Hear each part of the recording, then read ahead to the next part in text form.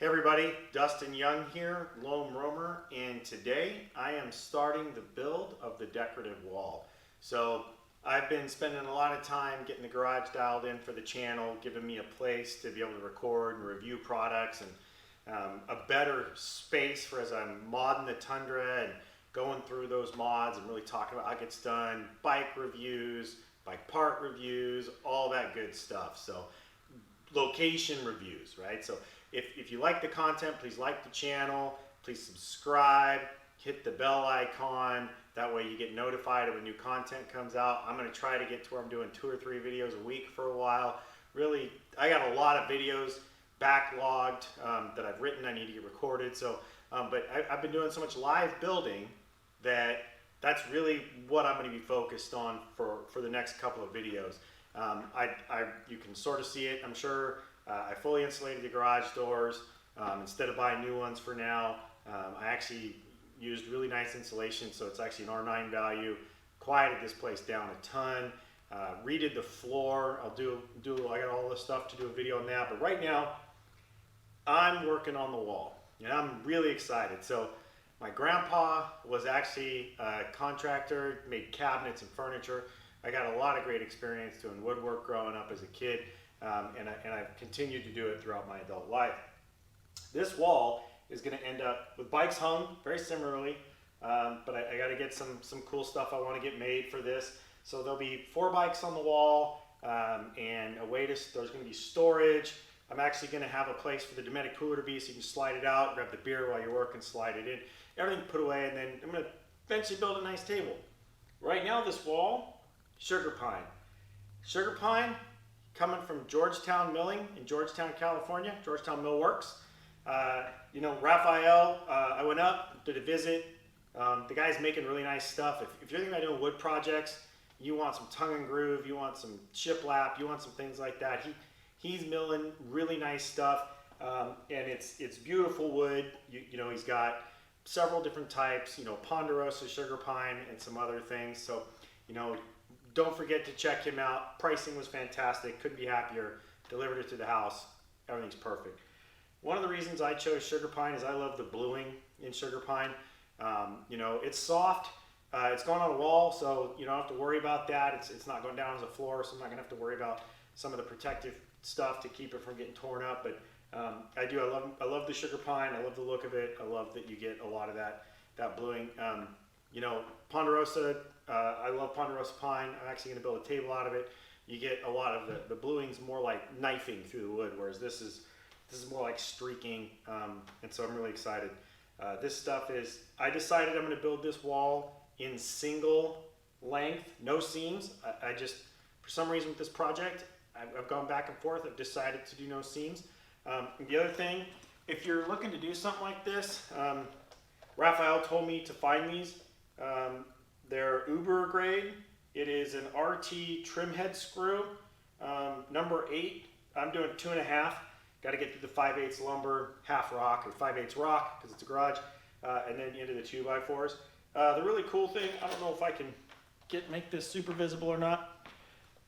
They're a number 10 hex, nice and small, and if you look, they're threaded near the head to help pull the trim screw into the wood. So if I'm done and I get this right, you shouldn't be able to tell these are in there when I get done countersinking these just a little bit and then filling them off across the top. So that's a little pricey, but well worth it. You know, talk a little bit about setting this first row, because I think that's really important. I did it. I didn't run the camera. You know, I'm a little excited to do the project, so I'm going to skip that step. But first thing you want to do is sort of determine the gap you want. I wanted a little more of a gap at the bottom. I don't know if you can see this, but I've got the equivalent of about 5/8 gap. I decided that piece of scrap was perfect in 5/8. Perfect gap size for this. And the reason I want a little gap is if later I end up running a wire, I need to pull a trim, I have a way to run something under, put it back away. Gives me space to make a change without tearing anything off the wall. Because I use these, I also had some shimming handy, right? You know, things are supposed to be level when you build a house, and they're not. So I set my 5/8, and then I started to work from each end to move it, get out the level.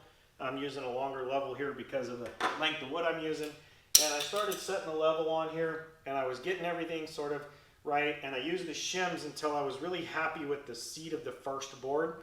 I did have to change the first board because the first board I got there's a knot right in the middle, and that knot causes just a small rise.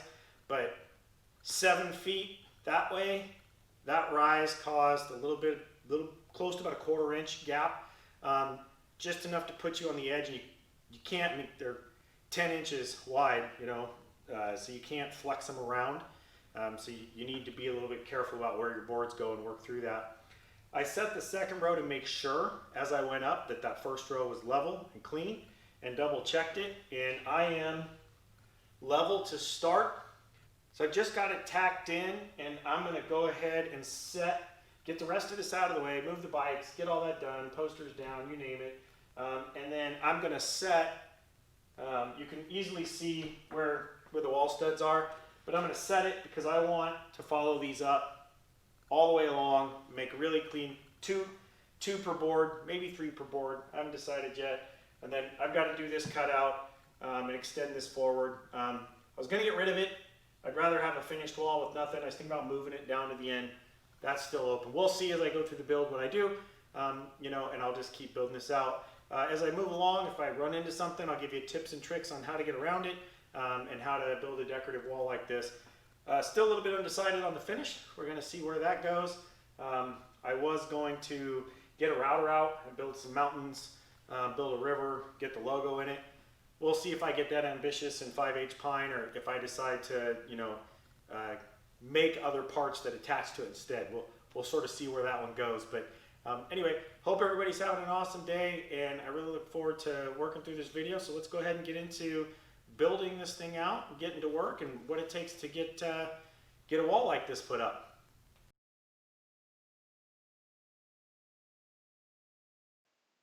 As you can see here, we're getting to the wall build, getting things put away, got to get the lumber laid out, and sort of see what colors you want, where you want the colors um, in your next layers. Like we talked about, getting those bikes off the wall, coming up, making sure you're just ready to go here. Here are some great steps. You really need to pay attention to how you do your cutouts around outlets and other things. So make sure you do what I did here and line up the board and take really specific spots. It's easier than using a tape measure and measuring from like known points, like the wall near the garage door, because you'll run into the length of the wood, your gap, everything's not going to be perfect. So it's better if you line up the end of the board that you want lined up, and then physically make the marks. And then as you saw me slide the board over, make the other marks, drill out your holes. When you measure back, you build your square, you drill out your holes, you take a jigsaw, and you cut out the opening. And as you can see here, the opening fit fantastic. I got everything lined up, and it's just a great way to get this done. And from here, you really just build the wall out all the way up and cruise through the process. You can see I got a little help because I had some boards that didn't want to pull all the way down. Every board's not going to be perfect. So we just crank along and put the layers.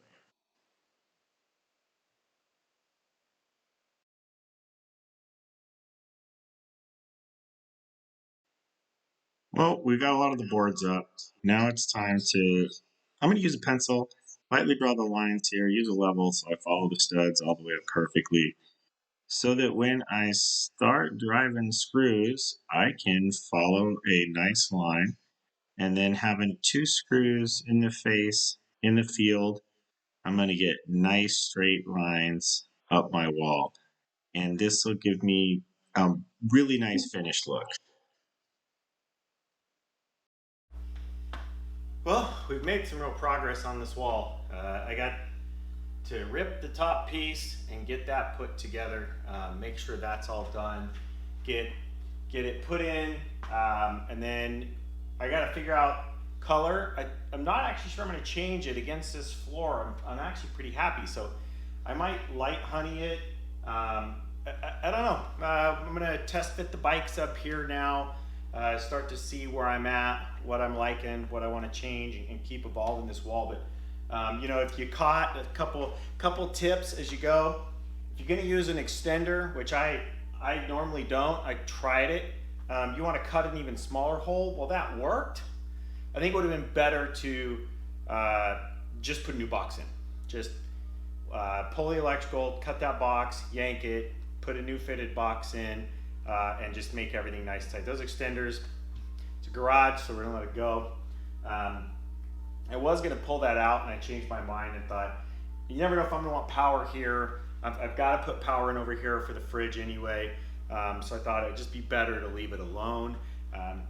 If you know, as you're watching along, you'll notice at one point I got out some clamps, and I used clamps that you can reverse the head on, and I just got these Irwin quick grips, but I reversed them, as you can see, and I actually could have done it a lot sooner than I did, but for the most part, I had just small adjustments to make. The boards were pretty good. Now, this wood sat for 10 days in my garage, and having been in that container, you know, they need to get just to acclimate and be ready to put on the wall. Get any twisting they're gonna do, get all that done. So I wedged this up, and then I would use it to push down in areas to line up my lines. And you'll also notice in the video that I keep checking level. It's really a good thing. If you get some creeping, when you do a one piece, if you decide to tackle just straight 14 footers, you're gonna get some wood movement. And so, you know, that's something really important. The other thing is, you'll notice I got the level out, and I actually made my lines, so I knew exactly where, and then you saw me just sit and run screws, right? It's tacked up, it's ready to go. Now I'm gonna run screws. Everything else went great. One of the funny moments was up there, the only time I hit a nail in the sheetrock was up there at a board that I was actually critically pushing down with this, and I had to start over and get it all cleaned up because it started to pop everything away. So, you know, I got one last piece at the top. I got some nice leftover wood. I got to figure out how I want my trim to be and get all that done, and then just start completing this wall. But, you know, we'll see some color go on and everything. But for today, this is where we're going to end this project. I got that last piece to do up top. But I thought, you know, as I get this wall built, I'll do it in parts. So this is part one of the wall build, is getting your base level. That's really important. You want to start with the bottom row that's level. So behind me now, the lines are nice and level. The other thing, if you caught, you want to kind of pre-lay out stuff, move it around. When we stacked it in here, I didn't worry about it actually. So all of them were the wrong direction, so I had to pick them up and spin them over the camera, but that's okay. I'm not so worried about it. But we got that stuff put up, I lined them up, picked my lines. I'm really happy. It gave me this really, really beautiful section right here, mid-height. I got that laid out. I'm really happy about that. You know, I've got good color figure going on in the wood, and it lines up really nicely. So I'm, you know, again, not so worried about that part of it. And as I get to the top, I'm really not worried that it gets light. The bottom's the same. I'm most worried about the middle section really having a lot of it, because that'll be the part that ends up on camera the most. So again, if you like these videos, please click like, subscribe to my channel. This is just part of getting the channel ready. You know, you've seen me do reviews. I still have a couple to do. I need to do one on actually my Rodeo Labs Trail Donkey. That's a super custom build. That'll be coming out. Look for some videos on the truck, all this stuff. So I'll keep getting these videos done this weekend on this part over in parts. Appreciate everybody coming and watching. Like, subscribe, ask questions, comments, tell me something you'd have done different. You do this kind of work and you think I did something that could have helped me do it better, I'll greatly appreciate that. Hope everybody's having an awesome night.